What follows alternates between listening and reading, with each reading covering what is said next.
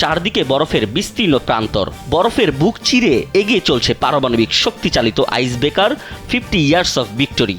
এই বরফের মাঝেই প্রায় 100 জন মেলে ধরেছেন রাশিয়ার 150 মিটারের বিশাল পতাকা। জাতীয় পতাকা দিবস উপলক্ষে শনিবার উত্তর মেরুতে এই পতাকা মেলে ধরেন জাহাজটির ক্রুরা। হিন্দুস্তান টাইমসের এক প্রতিবেদনে এ তথ্য উঠে এসেছে।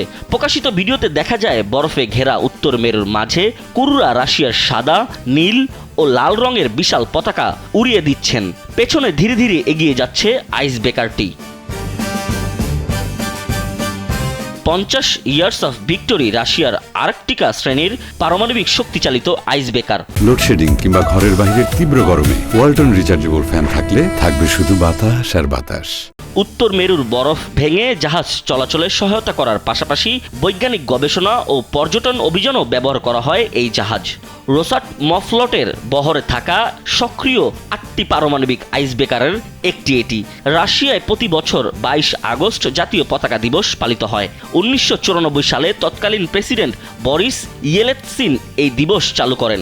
এর 3 বছর আগে 1991 সালের 22 আগস্ট সাদা, নীল ও লাল রঙের ঐতিহাসিক ত্রিবর্ণ পতাকাকে রাশিয়ার জাতীয় পতাকা হিসেবে স্বীকৃতি দেওয়া হয়। আকাশ শিকদার, কালবেলা।